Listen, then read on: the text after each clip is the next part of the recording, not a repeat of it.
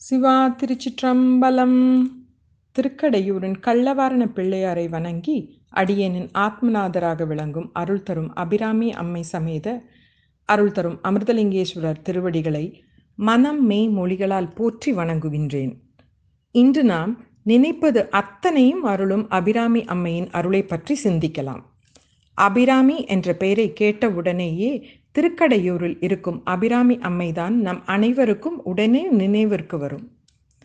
அப்படிப்பட்ட அபிராமி அம்மையை புகழ்ந்து போற்றி பாடி ஏற்றப்பட்டதுதான் அபிராமி அந்தாதி. இப்படிப்பட்ட புகழ்வாய்ந்த அபிராமி அந்தாதியை அகம் மகிழ்ந்து தன் சிந்தையில் நிறுத்தி உணர்ந்து பாடியவர்தான் அபிராமி பட்டர். இன்றும் தை மாதம் அமாவாசையன்று திருக்கடவூர் அபிராமி கோவிலில் அபிராமி பட்டர் உற்சவம் நடக்கும். அபிராமி அந்தாதி பாடல்கள் 100 பாடப்படும். அபிராமி பட்டரின் 22வது தலைமுறையினர் ஆன சுப்பிரமணியம் என்கிற மிக வயதானவர் எந்தவித அங்கீகாரமும் ஆடம்பரமும் அற்ற நிலையில் ஒரு எளிமையான வீட்டில் திருச்சி வயலூரில் தன் குடும்பத்துடன் வசிக்கிறார். இவர் வயலூர் கோயிலில் மடப்பள்ளியில் வேலை செய்தாராம். தந்தை நாராயணசாமி பாரதி மிகுந்த இசைஞானம் மிக்கவர். அவர் காலம் வரை நல்ல செல்வாக்காகவே இருந்தோம் என்கிறார். திருக்கடவூரில் வசித்த போது சொந்த நிலத்திலிருந்தும் சரபோஜி மன்னர் கொடுத்த தானத்திலிருந்தும் நிறைய நெல் வந்து கொண்டிருந்ததாம். அபிராமி பட்டர் அந்தாதி பாடினது பற்றி நாராயணசாமி பாரதி கூறுவது, அரசன் கொடுத்த தண்டனையை நிறைவேற்றும் போது பாடினார் என்று சொல்வதெல்லாம் சரியில்லை.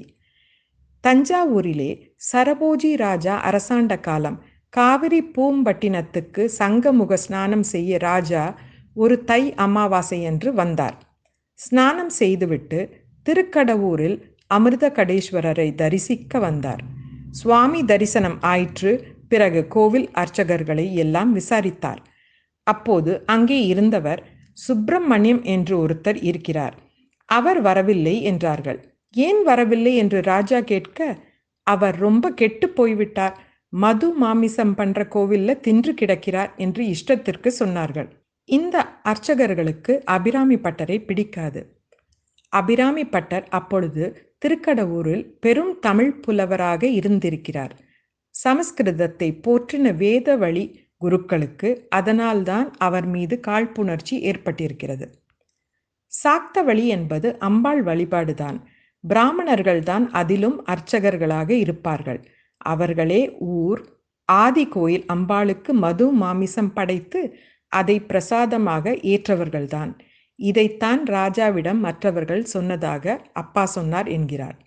அதாவது சங்கரர் காலத்திலிருந்து மது மாமிசம் பலி எல்லாம் விட்டுவிட்டார்கள்.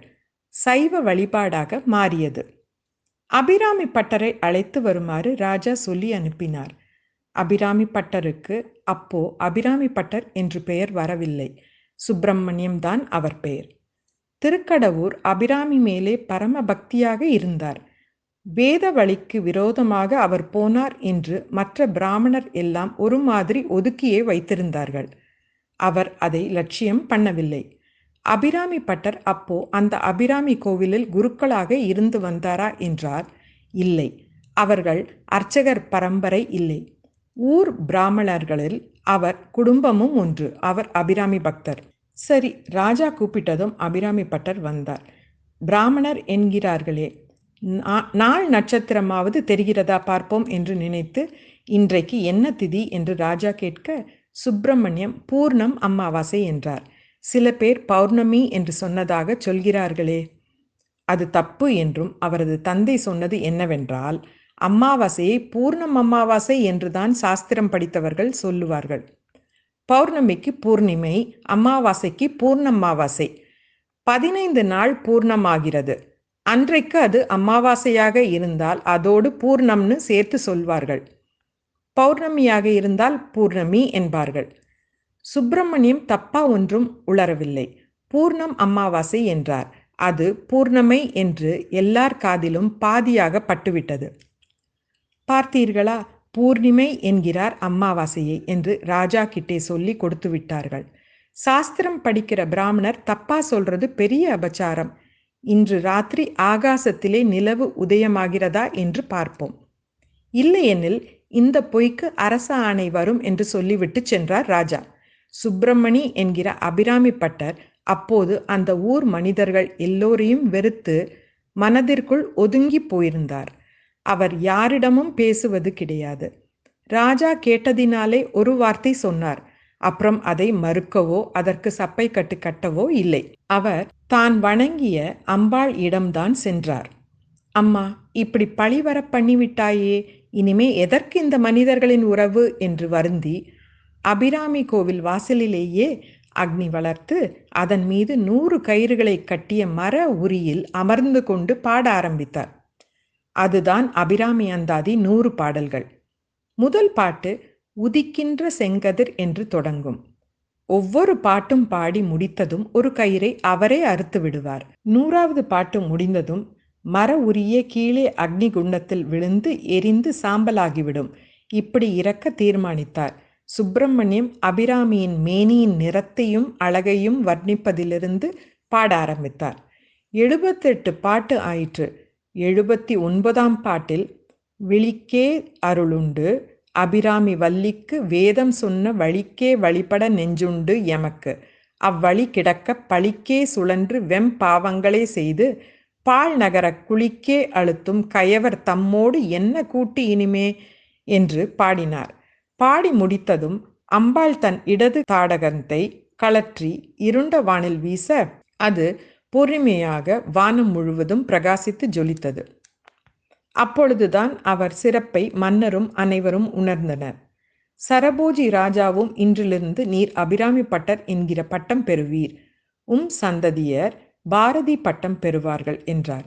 இப்படித்தான் சுப்பிரமணியம் அபிராமி பட்டர் ஆனார்.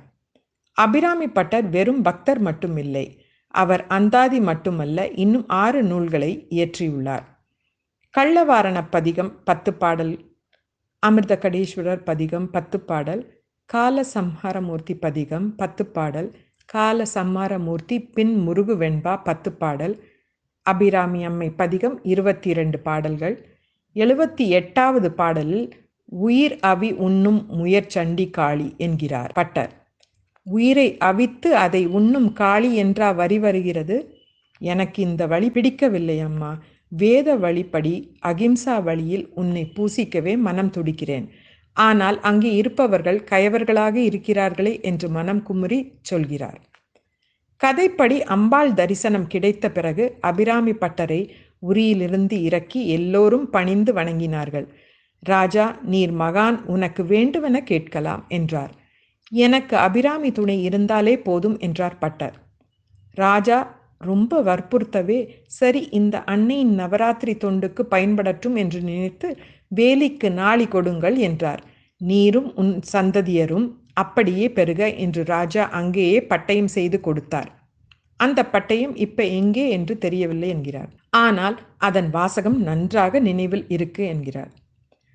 சீர்பெரு சகாப்தம் 1200 சேர்ந்த 31 மேல் நிகழும் விரோதி வருஷத்தினில் சித்திரை திங்கள் 17 தினத்தில் பார்ப்புகழும் குருவாரம் துதியை அனுஷமும் கூடிய நர் சுபதினத்தில் பஞ்ச லட்சணத்தில் அபிராமி பட்டருக்கு அரசருக்கு பட்டோலை இட்ட விபரம், கார்பெரு கடவுரின் மாகாணம் 40 கலம் கணிதம், ஈரெட்டு ஆக்கூர் 10 கலம், நலமிகு நல்லாடை மாகாணம் 40 கலம் கணம் பெரு, திருவிடைக்களி 15 கலமாகும், நாற்பெரு குதிர் திருச்செம்பொன்பள்ளி மாகாணம் 35 கல் மகமையுடன் எந்நாளும் விபரமாய் அருளும் வகையே.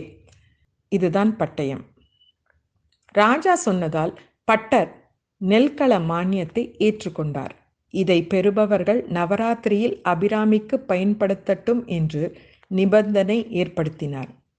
அதே பிரகாரம் பல தலைமுறைகளாக அவர்கள் வம்சம் அம்பாளுக்கு சுண்டல் முதலியன செய்து நைவேத்தியம் விநியோக கைங்கரியம் செய்து வந்திருக்கிறார்கள். அபிராமி பட்டர் அம்பாள் அருளை பெற்றது போல் நாமும் பார்ப்புகளும் அண்டகள் போற்றும் அபிராமி அம்மையை தொழுது அவள் அருளினால் 16 பேறுகளையும் பெற்று உய்வடைவோம். அபிராமி அன்னையின் திருத்தாள் போற்றி போற்றி. அனைவருக்கும் நன்றி, வணக்கம். திருச்சிற்றம்பலம்.